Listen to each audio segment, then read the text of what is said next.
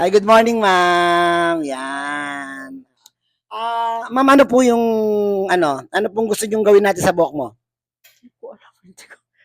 Wala kang idea? Wala kang idea? Okay. Sige, ganito na lang. So, hindi, nagko-color ka, di ba? Ayan, kita mo medyo may color eh. Gusto mo ayusin na lang natin yung color mo, then tapos iti-treatment natin siya. Para mas maganda. Tapos sa haircut mo, anong gusto mo sa haircut mo? Wala ko mga. Ako na lang bahala.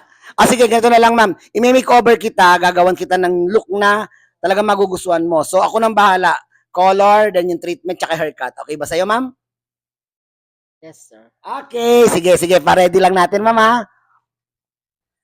Okay, ma'am. Tapos ka na. Di ba? Ano sabi mo, ma'am? Ay, beautiful. Ano mo It's nasabi mo very sana? beautiful. Di ba? Tingnan mo yung color mo.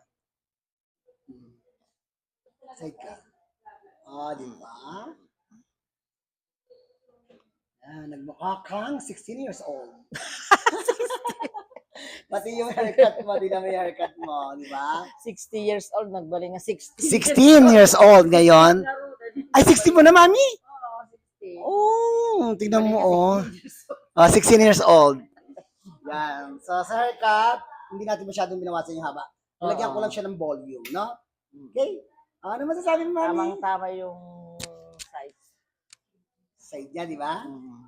Okay? So, Hindi masyadong maikli. yes. Thank you so much. Thank you, sir.